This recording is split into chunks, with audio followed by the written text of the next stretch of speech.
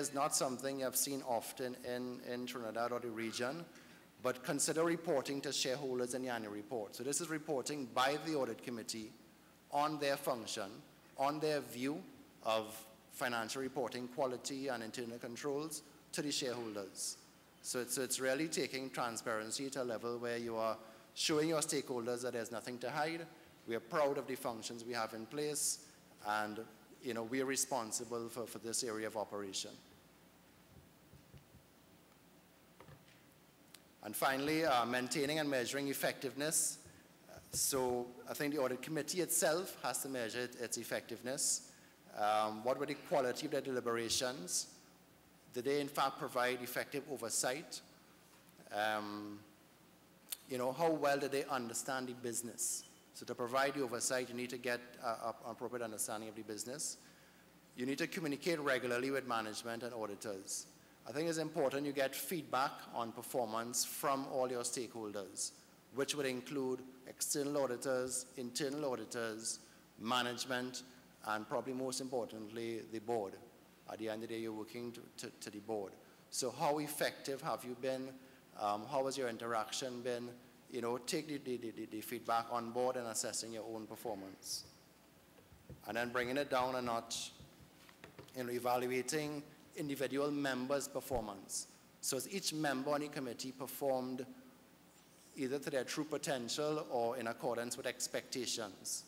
You may realize, somewhere into your term or at the end of the term that maybe this audit committee thing is not for you, and fair enough, and I think it takes a brave person to own up there. But evaluating their own performance, what are the areas for improvement? What are maybe the bits of training that are required to make you more effective? All right? And this performance should be aligned or in accordance with the chart that you've set out at the onset. So that brings me to the end of today's presentation, and I guess I'll be happy to take questions at the end. Thank you.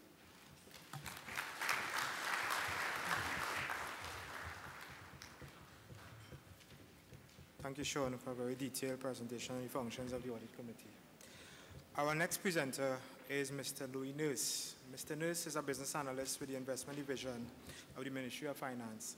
He is the Chief Architect of the Project Management Team, Project Management Protocol, and the leader of the research team. Mr. Nurse is the holder of a Diploma in Management from the Henley Management College with a Master's in Business Administration from Brunel University. He is a senior lecturer in project management at Henley Business School, University of Reading, and is now completing a doctoral thesis. Mr. Nurse's presentation today will focus on Project Management Protocol. Please welcome Mr. Louis Nurse to the podium.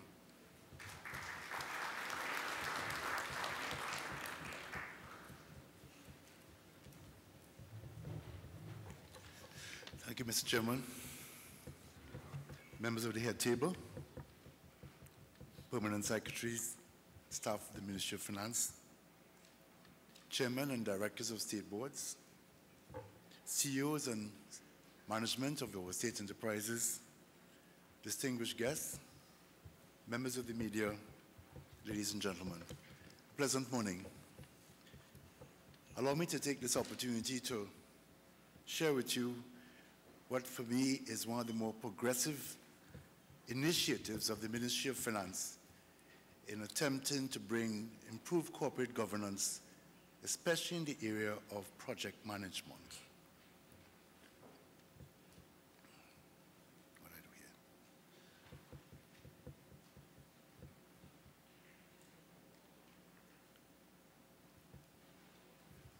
Let me give you a little background. The question that we tried to answer was, why are projects being implemented by public sector enterprises not achieving their expected outcomes? And in doing that, I want to remind you that the Minister of Finance has power not only under the Corporation Sole Act, but he also has power as the shareholder under the Companies Act. So when you get your letter of appointment as a director, it says the bylaws of the enterprise, the Companies Act 1995. The Minister of Finance also has power under the Exchequer Act. And that power allows him to have audit control over any enterprise or any place where public funds have been utilized. So in doing this particular exercise, let me give you a little background as to where it came from. The idea was we would go into our enterprises, do a research project, and try to identify on the ground, not conceptually, on the ground, what were the issues, what were the problems, and we had, of course, to come up with some sort of solution which would improve the performance of our projects. The Minister of Finance this morning suggested to you that $7 billion is being spent under the Supplementary Public Sector Investment Program. And $7 billion also being spent under the Public Sector Investment Program. So you're looking at $14 billion in activities or projects that are being delivered on behalf of the people of Trinidad and Tobago. I want to note here some of the enterprises who participated in the survey, among others. The Rural Development Company, the Community Improvement Services Limited, PASEL, Palisaco and Agriculture Enterprises Limited, the East Port of Spain, National Quarries. But we also included the recommendations of the OFF report as part of the overall review of the state enterprise project execution operations.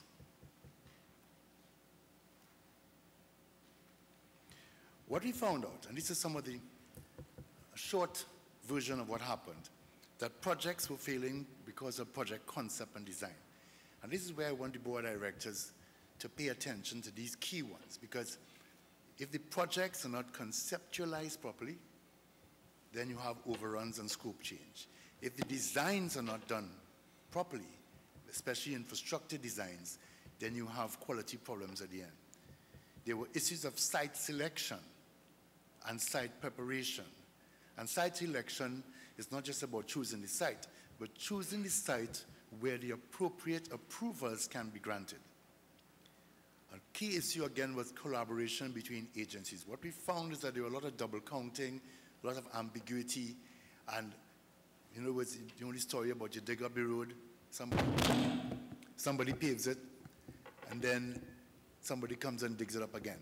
So the issue of collaboration between TSTT, WASA, T and Tech in particular, are very, very important aspects of the concept and design. Then the other issue was funding. Most people complained that they weren't getting funds, most of the state agencies. What we found is that the issue was not just the allocation and release of funds, it was also problems with documentation and in making the requests for those releases. Then the selection and management of contractors, where there was a view that suggests that project management means hiring a contractor, the contractor will deliver it, you don't have to worry. And what we found is that in the selection and management of contractors and of contracts, there were very, very many weaknesses. So some of the issues came up again were procurement practices, the actual way we went about doing the procurement. And here I want to highlight to you that a board of directors has the two committees, the audit committee and the tenders committee. They're both independent. And the chairman of the board should always feel comfortable in when the tenders committee recommendations comes to the board, before approval, he asks for review by the audit committee, just to make sure, because public enterprise management for projects has a check and a balance. We also found that there were issues of the relationships between the collaboration, the line ministry, and the state enterprise. Quality management in terms of the delivery, scheduling, the harmonization of technical standards, and a key one was cost estimation. Most of the projects were done with proposed estimates, not budget estimates. So what we find is that we propose a cost, we do a whole project and a proposed cost, and then we do the actual figures. We found that the proposed cost was either too low, it's never too high. Okay? The risk mitigation, but we have talked a lot about that. The issue of time management, the delivery time for a project the lead times, many of our enterprises do not pay attention to the lead times for approvals, the lead times for equipment to come in. So what you would find is that we propose to do a project, we want to deliver it in 2 years, but we have ignored the lead times to get ready. As a result of that, the project runs into 2 years, into 3 years, and in some situations it won't ever be completed. Then the last one that affects our enterprises, cash flow management and budgeting. Because our enterprises depend on the state to send in their money, and enterprises will be getting a 7.5% as a project fee, you would find that the cash flow management becomes very critical, and that is one of the things that we need to address, where the protocol tries to help you with how you get funds from the Infrastructure Development Fund.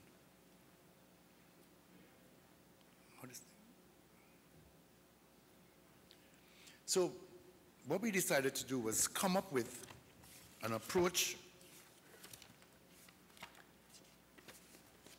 which would have been a standard project management protocol.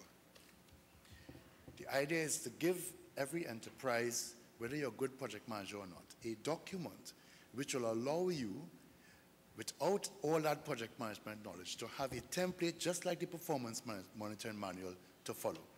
And the benefits of that was expected to be standard project execution, organizational consistency in the management of projects. We want improved supervision of projects, but the most important one, reducing variances in cost and ensuring that projects were delivered effectively. That supports the performance management. Performance management for projects are built on these elements: clear deliverables, ensuring that there are clear performance benchmark, and defining the reporting format to stakeholders. And here you will see the link between the state enterprise, the new state enterprise information system, and the reporting formats, which allow timely reports on the progress of situations, not only to reach the management of the enterprise, but also reach the support of your shareholder. Ideally, how it's supposed to work in my mind. The project manager is on site, he's doing his reports, the report is completed, it comes email straight into the Ministry of Finance. So at the same time it goes to the organization, the reports come straight into the Ministry of Finance. The Ministry of Finance officials or the Minister of Finance could now go to his laptop and get reports that come down through video, that comes down through fixed or digital pictures. In other words, you're not waiting a long time to know something is wrong. It allows management responsiveness to take place immediately because the information is reaching you in real time wherever you are in the world because of the World Wide Web. And what I've said to you there is not just Star Trek. It is real possible ways to do it. Key task to support this approach was the pre-qualification of contractors, which is a major issue. And I want to recommend to our boards, try to have your contractors pre-qualified, because in making a selection, don't wait until you have the activity, then you're looking for a contractor. Because contractors vary in competence, contractors vary in their configuration of equipment and materials, and therefore an important process would be to pre-qualify these people to make sure that when you're ready to go, you have the right person to do it. And in doing that, we're developing a memorandum of understanding between the state enterprise and the line ministry. That's one of the new initiatives. Instead of you just operating, we go into the PS and we sit down and say, what are we going to do for this year? What are our expectations? How are we going to be paid? All those things are worked out with a memorandum of understanding between the state enterprise and the line ministry. Another one is a review of the contract implementation. There's been a big discussion about FIDIC contracts. My review of the FIDIC contracts puts too much opportunity on behalf of the contractor and not enough enforcement on behalf of the client. So it's up to your board of directors and your legal people to make sure that those FIDIC contracts, when they are consummated, have the input of the project managers. Because sometimes what is legal, it looks good, doesn't work in terms of the project execution. So we need to review these contracts and make sure that the contracts are built on proper project management principles alongside the legal requirements. And that way, we develop an audit methodology, which this particular project protocol has been built on ISO 9000, which is a quality audit framework. So there's an international benchmark standard for it. And I want to refer you to the fact that in England, we have the government, they has something called Prince 2. So when you are building projects in England, you have to have some sort of framework in which to follow. So we're not just hiring a contractor, we are saying to a contractor, this is what we want you to do, but this is the framework that public enterprises are required to follow, and this is where your compliance comes up. So that memorandum of understanding will define the relationship between the companies and the client ministry. It's an annual contract document, and it has the annual deliverables for each enterprise with payment arrangements. Outside of that, we have the tenders procedures and the IDF procedures for funding. Remember, the IDF is the Infrastructure Development Fund for which public sector enterprises get their funding. Yes? Okay. So the highlights of the project management protocol document, they're listed there. The key one I want to remind you again is the audit methodology, where an audit methodology underpins the operation of every aspect of the project. The guide takes a holistic view of the project activities within the changing environment. A very important thing I want you to remember, that what happened yesterday is different to what's going to happen today. Therefore, inflation rates, bank interest rates, the project environment circumstances, the equipment availability, those things change. So a very important part of our project protocol focuses on its alignment with maintaining that environmental link so that the decisions we make will be flexible enough to keep us in line to achieve what we want. The manual, of course, matches project-based management, which is what the government is trying to do, where corporate strategy has now become project-based management. The same way that personnel management became human resource management and sales management became marketing management. Now we are moving from strict strategic management to project-based management. Now the key thing is we want to be able to adopt, especially for infrastructure, the Ministry of Works standards. There are standards for infrastructural development put out by the Ministry of Works, which is the government standard for operations, and I would advise you to get a copy of it from the Ministry of Works and ensure that your organization's infrastructure quality measures are linked to the Ministry of Works basic standards. We also want to suggest that we make links to HYPE and some of the other certifying agencies to ensure that the people who you are hiring are coming in there with some basic qualifications.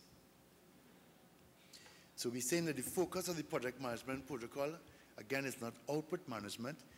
It's aligned to the principles of corporate government as spoken by our Minister of Finance. It's about outcome management. It's not about how much money you spend, it's what have you delivered at the end. And it's also being used, outcome management for projects is being used as your benchmark to measure the performance of your board of directors and the enterprise. So we're saying that the board of directors are the ones who are the first persons to ensure value is earned from the use of public funds, and that's in line with the Integrity Act. In other words, using the project management protocol, using the performance monitoring manual, using the Companies Act and the other regulations that goes with it is not a matter of compliance, it's a matter of law. Part 4 of the Code of Conduct for the Integrity Act clearly says, no person for whom this part applies shall be a party to or shall undertake any project or activity involving the use of public funds in disregard of the financial orders or other regulations applicable to such funds. So this is about law. So in developing our project Planning, these are some of the things that are highlighted in our document. Project success factors with a master plan for development, proper estimations, proper procurement regime. At the end of the day, the agreement of Trinidad and Tobago is to have the project management protocol, and it wouldn't take place without the compliance and cooperation of you, our board of directors, and the management of the firm. So it's why I say thank you. Together we aspire, together we achieve. So I want to say thank you very much.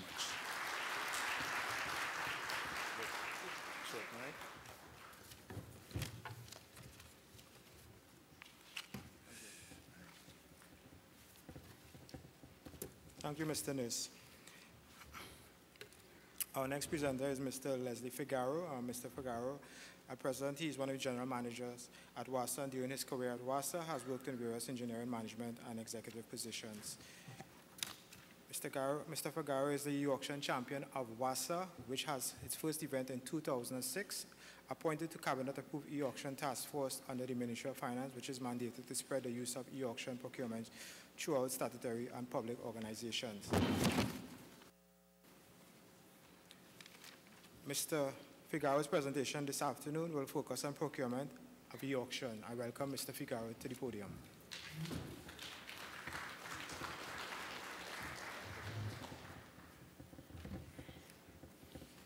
Yes. Morning.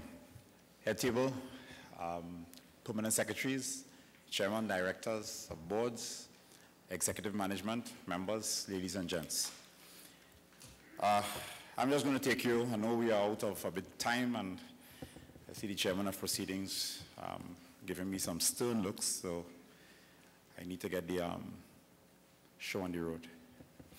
Okay, what I'll try to cover this morning would be looking at e-auction and e-procurement and some of the technology towards the public sector procurement reform that the minister spoke about earlier, looking at some of the state agencies' experience in e-auction. I'll actually take you through a simulation. It was actually a live event that was done, so we will take you through that so you get a sense of the power of the e-auction and some of the considerations for combined purchase and, of course, a way forward.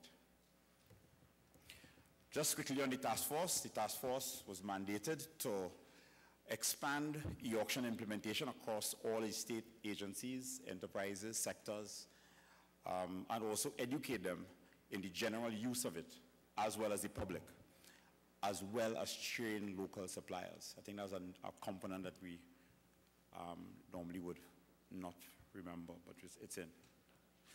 Right. I think you got a good sense of the morning. Once you're expending state funds, the thing is that the expenditure of state funds is not necessarily only done by state agencies. It's done by private persons, suppliers, and contractors and consultants. So in fact, we are all spending state funds utilizing the services around us, private and otherwise. And the best practice in e-procurement focus on the tenets of transparency, accountability, and value for money. I think you would have gotten that in all shapes and forms so far this morning in the proceedings. Let me just clear up a couple of issues on e-procurement. Everybody will say, what's e-procurement, boy? What is procurement as opposed to e-procurement? E-procurement is just the web-based process or view of it. Let me say, make something clear. I'm not a techie, so don't look at me like a techie. I'm just a normal engineer, right? Let me just explain now the elements of e-procurement, just to give you a sense of perspective. We talk e-tendering. E-tendering is really the electronic side of dealing with all of your procurement processes, from what they call it resurrection, conception to resurrection. That is what the e-tendering is in an electronic format. The e-purchasing is where you're dealing with some minor purchases. It's very easy, electronic-wise, for it to be done. The P-card is like a Visa card, where for small purchases outside in the field, you can actually give a supervisor, a manager, to do those purchases. But we are going to focus today on e-auction, which just focuses on two elements of the normal 360 procurement cycle. It deals with seller and buyers actually bidding online live for goods and services. This is the procurement cycle. So I want to give you a perspective of where e-auction is. E-auction is just inviting the tenders and receiving the tenders in a very live electronic environment. That is what it is, simply. Good. How it works is you're a buyer, so your organization would be in your procurement department, your contracts department, over the web through a facilitator. There are about 4 facilitators that I'm aware of. Actually, if you want, you could do an e-auction for e-auction facilitator. So that is something we're also working on through the ministry's task force. Through a secure network, regardless of where your the seller is, internationally, local agents or otherwise, it doesn't matter where they are.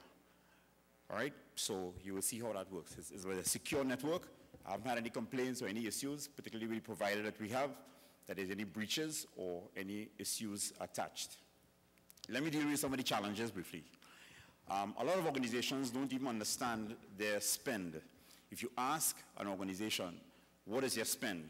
And through the e-auction task force, we've actually made a request to a lot of agencies. And some of them don't really know what their spend is. I did a similar exercise in WASA, and you believe it or not, apart from the labor side, it was chemicals and power. So it was very easy for you to identify where you're spending a lot of your money and how do you need to find a mechanism to reduce that expenditure in terms of savings. Okay, a key element, specifications. Once you can specify it, perfect to be done over e-auction. An organization, in the organization itself, buying, for instance, pipes and fittings. Well, I don't want to say WASA, but it was WASA. One operations, one spec, projects, another spec. It actually took about 6 months to get those specs synergized into one spec.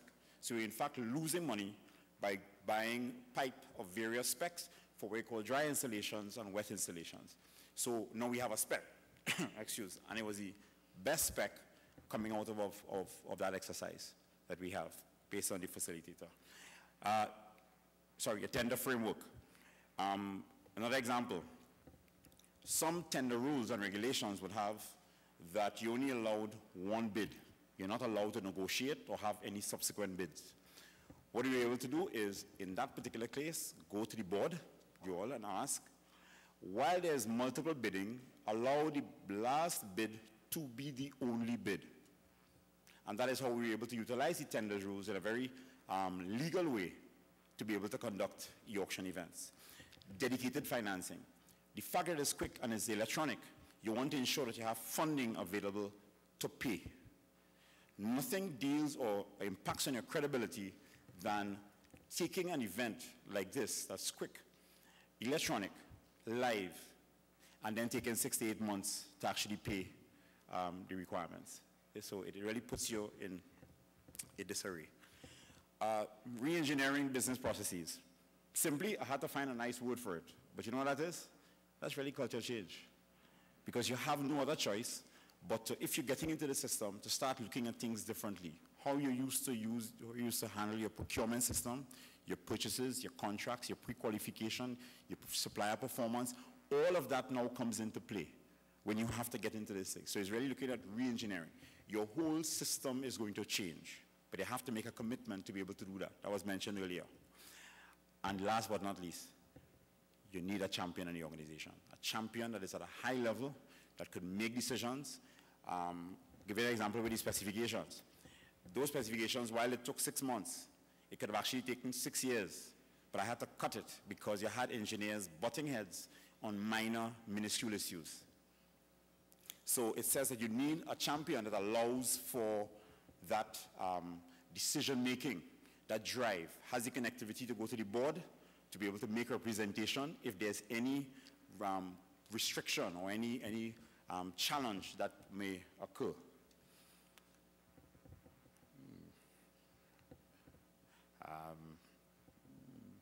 Okay, all right. What I want to take you through now quickly is an e-auction event. Okay, I think I'll just use this screen, so I'll give you a sense of what when you're building an e-auction event. Of course, the currency. You could decide what currency is a strategy that you will want as to what you're going to be spending in. In this case, we decided US. This was actually an event in 2006 that was for pipes and fittings. Okay, now 5 suppliers were invited, pre-qualified, and 3 decided that they wanted to participate. All 5 were trained in the process. So they had to make a decision, business decision, as to whether they wanted to be involved or not. The historical price, what our price was, when we looked at historically over the last maybe 2 years when we bought similar quantity of fittings, that would the price, and you put a markup of the inflation. And that, in fact, if we go to normal market, we will be buying the same pipes and fitting quantity for $685,000 US. These were the companies that participated. Of course, we changed the names to protect them.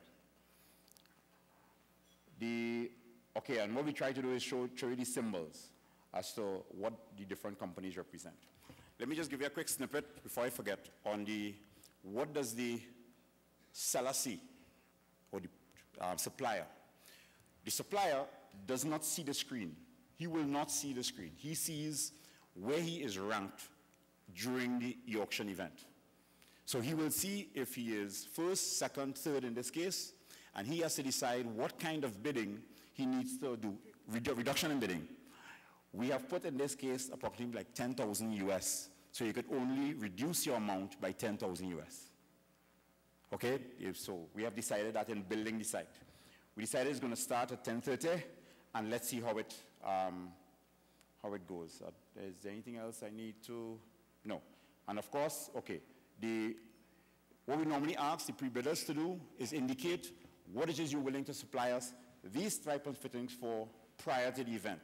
So this is their pre-bid price.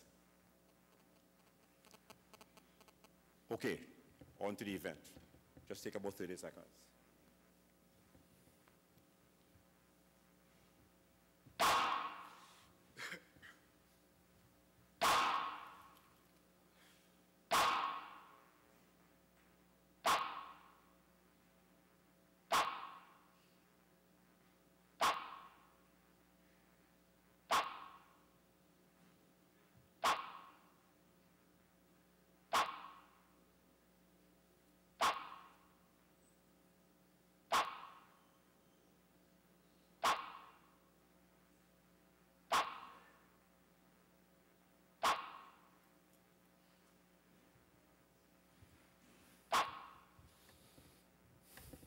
Right.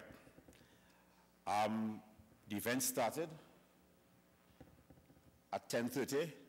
We have actually set the time. The time was internationally, so regardless of which part of the world you are, you knew it was 10:30 this time. As we see, the lead bid and the lead and final bid was 510,000 US. It ended at 11:15. There's one element of overtime. If in the last minute, one of the 3 bidders decided to counter the bid by drop their bid amount, we'll then go into overtime of 3 minutes. So that accounts for, we had a couple of overtimes in this session. Okay, the lead bid, 510. What it said then is that we had savings of 25%, which worked out to $1.1 million TT.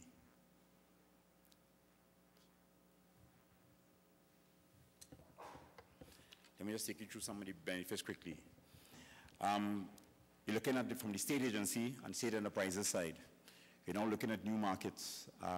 You are forced to improve your specifications and the standardized specifications. You now get into standardized purchase. If you start looking at your spend analysis, you will identify, why am I buying all these bits and pieces? Let me now put them under one standardized purchase. The administrative and processing time. This was 15, 20 minutes. Okay, so normally a large tender, when it comes to this quantity, would normally take maybe 4 to 6 months. So you understand the power of it. It improves the communication, with the suppliers, because you train the suppliers and you're on the same page. Everybody understands what is required. Everybody has asked all the questions beforehand in terms of the specifications and any requirements, and so we're on the same page. And because of the specifications, we now could only focus, or should only focus on price. On the supplier side, The technology improves. Could you imagine in the auction event case, he must have had his GM or so finance, or his finance director in his back pocket, because he had to be given guidance as to how much do I reduce my bid by, right? It's eroding into the profits, their profits, not ours. Transparency and visibility, again, short time, real-time event. As mentioned before in terms of KPI, in terms of your own state agencies, you can decide how it is you want to drive it. You could decide that if you're looking at standardized specs, that is one way you could put a KPI in terms of a percentage of what you want your output or outcome to be. Bulk purchases. I'll show you just now that where we could look at combined purchases. How do you get the benefits of that? If you want to buy in small pieces, let's get everything together and buy it. And of course, the administrative costs. If you have a procurement department of 200 people, then maybe it's something that you may have to drive to avoid, to allow the reduction of that staffing. And of course, national savings. These are some of the combined purchases that we have done since we have started. You see, in 2006, pipes and fittings, chemicals, and the like, 20 million, 4 events. I think the key you want to focus on, apart from the savings, is the events. In 07, 08, I see we increased the numbers. Let me tell you, generators, we did a 50 million purchase for generators for disaster preparedness, and we saved $12 million on that purchase. The computers, data loggers, dump trucks, 20 events. And in 09, 010, we did 40 events. You realize the complexity and the number of events growing. If you look around, or if you ask yourself, these are some of the common spends that all of you have in different proportions of. Paper, stationery, personal protection equipment, computers, right? And depending on the area that you're in, if it's pipes or chemicals or vehicles, transport, security services. The question is, why aren't we all getting involved to do it? This is a simple example of an event that we had. We had 10 agencies involved in a combined purchase of paper, 8.5 by 11. Or we also had 11 by 17 and 8.5 by, 11 by 17 as well. And you saw the variation in different agencies. As a matter of fact, within agencies, within departments, there were different cost relativity. When we did the event, we ended up with $16.84 for a ream of 8.5 by 11. So I'm just trying to give you the power of it. We did a combined purchase recently for personal protection equipment. OSHA is the law. What we started to do is compile specifications for all the different elements of PPE. Eye, foot, glove, air, and these specs were limited. It was just trying to get a lot of the state agencies involved and interested in, and a lot of them in the petrochemical industries would have had to be ensuring that a lot of their safety stuff is purchased on a timely basis, because they can't run out of the safety gear. But in this case, just as you see, 57% savings. Just a what if? If 9 agencies did a combined purchase of personal protection equipment and saved 1.7 million, could you imagine state agencies along with statutory, along with other, we could end up with about 9 million savings. Just a projection. Remember, it's still the expenditure of government funds. What's happening now, we're getting involved in looking at paper. Again, toiletries and janitorial services is something that all of us use in just different form or fashion. Some have contracted it out, and we could actually get the contracted persons to be involved in the purchase, because they would have to buy stock items to be able to service you. So that's an opportunity that we could also have in terms of cost. We are developing a schedule. For instance, if you are into the pipe business, we could then decide, in this case, when we're buying pipes on a particular month or period, based on the commodity pricing. If the commodity is steel or resin or anything like that, we could actually decide when is the best time, the best opportunity to have a combined bulk purchase. That is where we're talking about the savings and the power of utilizing the technology. So far, we have about 28 agencies involved in e-auction. in some part. What we really would like as the task force is for them now to take on purchases themselves. And we at the task force would guide them through it, ensure that there are no issues and iron out the bugs. And we have trained over 200 suppliers. The way forward. An item that's coming up regularly for all of you all, and it will, is the contract management and the supplier management. What normally happens is that if you have an example, maybe a contractor in, let's say, EMBD, doing work, and the quality of work is not great, he gets cut from EMBD and then goes to your agency, and there is no paper trail or no tracking that says he's good or bad. This allows you, in terms of the performance of a contractor and a supplier, to be able to better manage and not get into the same trap over and over in terms of poor quality work as well. Small and medium enterprises. I think there's an area that we could very much look at, because you have areas that you can get small businesses involved. I know a challenge that you all are also going to have would be disposal of items. If it's not vehicles, if it's equipment, if it's pipe, if it's metals, based on weight, commodities, anything that you may have on your plant or on your, in your area that you may want to dispose of, you might be able to get it together and have an e-auction based on what the items are.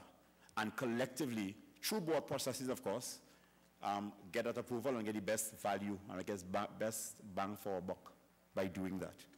Right? And a lot of the small and medium enterprises, I'm sure, will be getting involved in some of those things. Just wanted to reiterate, if we're really looking at going from e-auction to e-procurement and looking at the confidence, strengthening the confidence of our procurement system, we have to focus on the best practice, the standardization, and the KPIs of the system.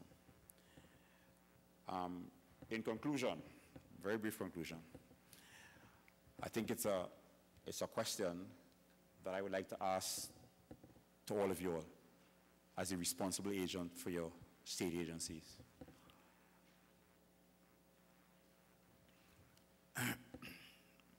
If the technology works, of course. Why is your organization not involved in the implementation of the auction? That's an introvert question, and that's not for you to answer to me. So that is a question you could ponder on. And of course, the other is, in terms of value for money and the fact that we're all spending public funds, why are we not focused on the combined purchases? Utilize what other ministries are buying and piggyback on the savings, not only based on bulk purchases, but based on the use of the technology. Ladies and gentlemen, I thank you.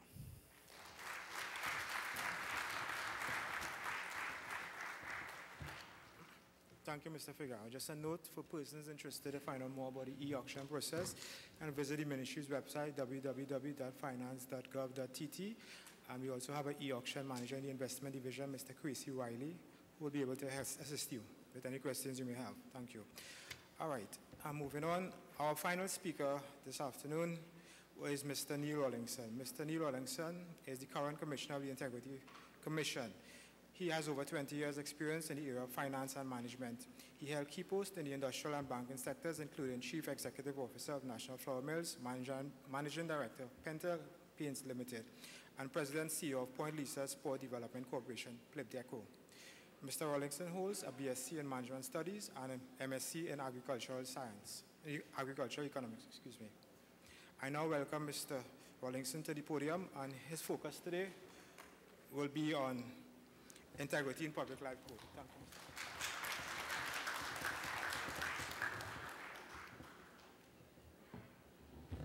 you. Okay, now as my name, I'm going to try to do a Harbour John thing on you, very quick runs, because I think they want to wrap up.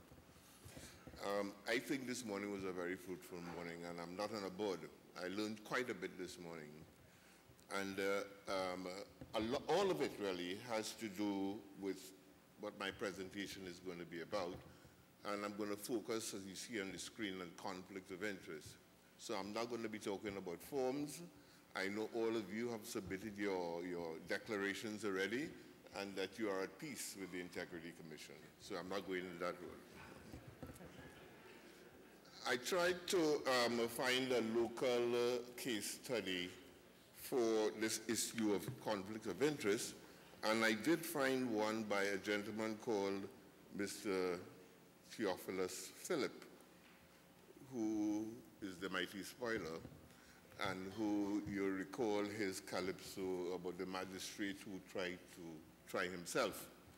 Because it seems to me that in our organizations, in making our various decisions, we are sometimes compromised at this magistrate. And I don't think we want to solve the problem like how the mighty spoiler said he tried to solve it, especially by using a looking glass. If you check the second verse of that calypso, he tried himself by looking into a looking glass. Those of you who are not okura with the lyrics of the calypso, you will get it in my presentation. The fact of the matter, though, that he was being tried for speeding and he was trying himself. What I really want to do today is to look at the topic from two perspectives. One is I think there was a reference here, the mandated boundary this morning, I think we got from Philip, was it? Right? And the other one is the voluntary boundary. I'm using the terminology that I learned today, okay?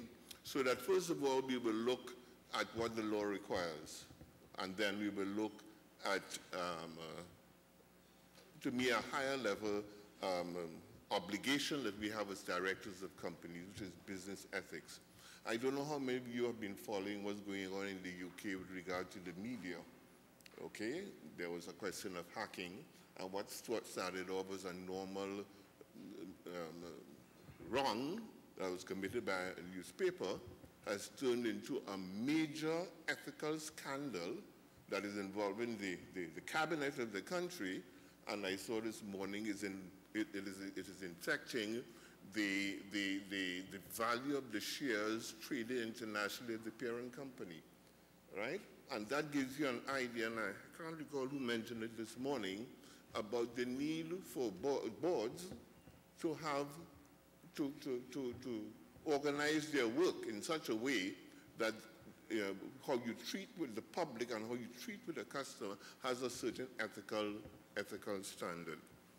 Now, could I ask a couple of questions very quickly? How many of us in the room has read the Companies Act from cover to cover?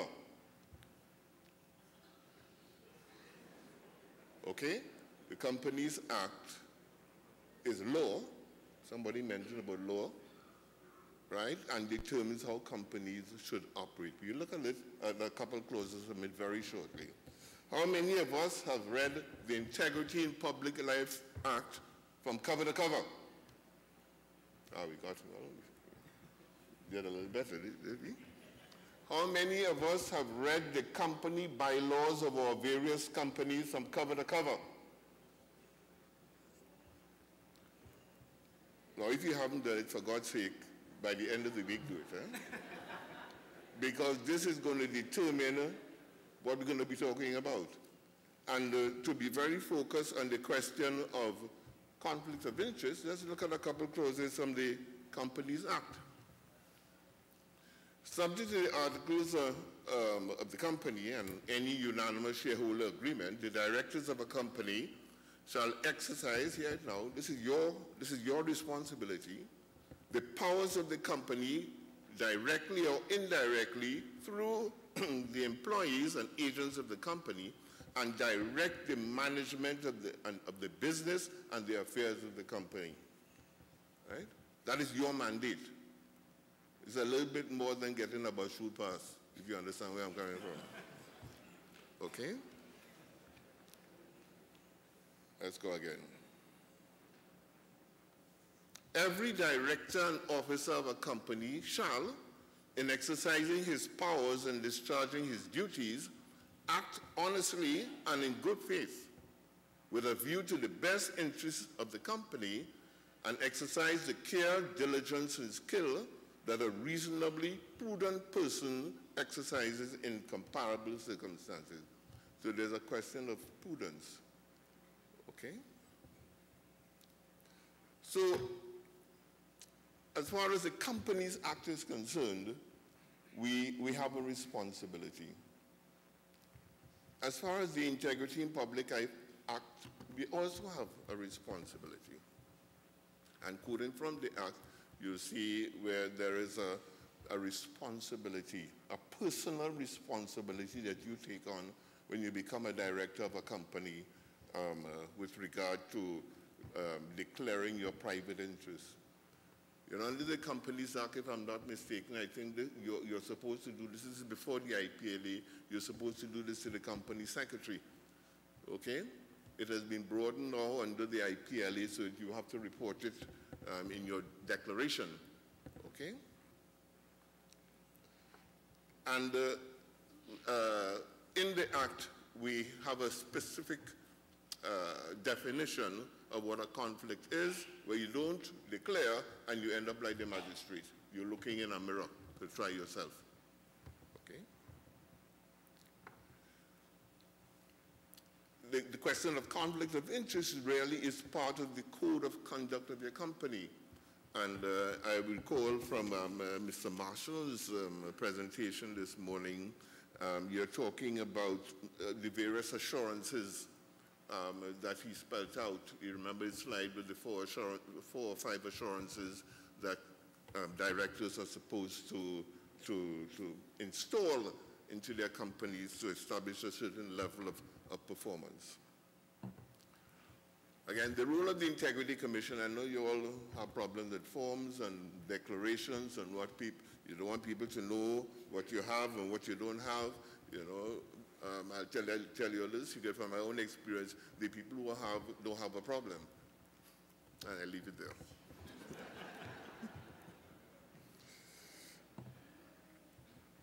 We have to investigate cases where there is conflict of interest. It's our very unfortunate role. And we can do this from a number of perspectives. We can decide, listen, there's enough rah-rah in the public domain that we better go and find out before somebody comes and tells us. We have whistleblowers. Anybody who has been following the FIFA business will know that whistleblowers are not always reliable. Okay? And we have to follow due process in investigating these complaints, these occasions of conflicts of interest. We have specific processes which sooner or later is going to become part of our regulations and which will be published and everybody will know. We have got to determine through investigation whether there's a prima facie case that the code has been breached, the code of conduct. We have to inform the person with a notice of the alleged breach and afford them a full opportunity to be heard. We have got to consider representations and reach a conclusion on a balance of probabilities that there is a breach of the code of conduct, and then we hand it over to the DPP. We are not police, okay? We have got to have an idea that it's on the balance of probabilities there has been a breach, and then hand it over to the relevant authorities to deal with it. That's our role. Right? It is possible, and it can become a criminal affair, if there is an overlap between the possible breaches of the code of conduct and possible criminal offenses. The Commission must then provide such a person with a notice of each allegation and a full opportunity to be heard in relation thereto. Again, when the person sends in his representations, we have got to determine whether there are reasonable grounds to suspect that one or more criminal offenses have been committed, and then we send it over to the DPP. Now this, you know, we'll be talking about a conflict of interest. It could be something where there isn't a criminal intent, as you see how we determine what is a criminal intent very shortly, or it could be something that involves a criminal intent, which makes it very serious then. In our deliberations, we must ensure that there has been a serious departure, and here the legal terminology, we got this from a lawyer, and I'm not a lawyer, right? There has been a serious departure from proper standards. The threshold is a high one, requiring conflict so far below the acceptable standard as to amount to an abuse of public trust on the part of the office holder. In addition, The motive with which the public officer act may be relevant to the decision as to whether the public trust has been abused, and the commission would have to be satisfied that the accused had an intent either to pervert the course of justice or to do something which, if achieved, would pervert the course of justice. Right? That's our remit. But we don't want to reach there. You see, this is what we have been learning the whole morning. Which is rotten from the head. You determine the tone of your organization. And this is where we have to go really spill it over. I mean, you could talk about the law and people getting locked up and setting up all kinds of task force and all kinds of things to find out whether, if anybody has committed anything. Or you could deal with it in a proactive way. And what we are talking about is what you have been hearing the whole morning. I'm tempted to say in summary right now. But what we have been hearing the whole morning, that you, as part of your remit as directors of the company, has got to set the tone, the business ethics tone of the company. And there are a couple of websites which I've put there. You get it in the presentation when it's emailed or circulated to you, which I've been using in terms of assessing how a board should operate in my retirement. I am no longer on a board, okay? But the point of the matter, these websites, in very common parlance, non-legal parlance, tells you the kinds of things, and it falls in line with what we have been hearing this morning. And this is what you want. This is what the news of the world is suffering from right now. Business ethics is the behavior that a business adheres to in its daily dealings with the world. Very simple. The ethics of a particular business can be diverse. They apply not only to how the business interacts with the world at large, but also to their one-on-one dealings with a single customer. Okay? The following slides, which I wouldn't spend too much time on, gives a 10-step approach to establishing a business culture, but you can see that it dovetails with what we have learned the whole morning, especially from Philip's presentation, which I thought was very impressive in terms of how you run your company. I'll very quickly go through it. Right? There's diagnosis and evaluation. What do we have now and where we want to go? Very quickly again, strategy. Remember the strategic role of the, if the board's focus on creating the box, as it were, within which the company is going to go forward and achieve its aims, we will have magnificent boards. Okay? Standards of conduct, okay? You can have a very bright individual, but he has a different head with regard to values. I recall when I was at Plebdeco, I used to address staff pretty often in those days, and we were talking about our values, and I would say, there is no corruption in Plebdeco. And then you see people in the staff giving you a little smirk, right? They say, because if you find anybody corrupt in here, they're getting fired. Well, the smoke disappears. Okay? But there must be that kind of communication from the head so that the rest of the body understands that, this is no joking business. And this applies also to recruiting, okay? The kinds of people that you recruit into your organization, if they're not up to scratch, you can't expect them to change their behavior overnight. And this has nothing to do with their qualifications. I'm also on the Public Service Commission, and we do tons of interviews, and one of the very important aspects of those interviews of the competencies we're looking for in the public service is emotional intelligence. You could be bright like yours, and you don't know how to speak to people, especially your superiors. Right?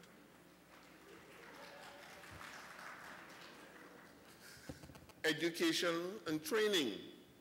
There's got to be a continuous flow, continuous dialogue, for that matter, between the board and its management as to what is required in the organization. Right? Quickly, and we have been talking about this over and over for the whole morning, staff evaluation and promotion, support system, dissent and feedback channels. If there is a dissent, it may be on good grounds, you want to hear it. And you want to correct it very early in the game before it becomes a big blaze. Okay? And finally, auditing. We spoke about the audit committee and communications. Every time the chairman or the chief executive speaks to staff, he must reinforce what he requires of them in the performance of their duties. So there are two levels really. What the law requires and what we require as directors to lead our companies forward. It puts a tremendous burden on the directors of the company. And sometimes you ask yourself if it is worth it for the stipend that you're getting as directors. But the point of the matter, as Mr. Dukaran said this morning, you have volunteered for public service. Do the right thing. So we go back to the magistrate and how he resolved, if I can get it properly. That's going wrong there. Going in the wrong direction. Yes. All right? The magistrate charged himself with a Ming-Piling fine and gave himself 5 years to pay the fine. Thank you very much.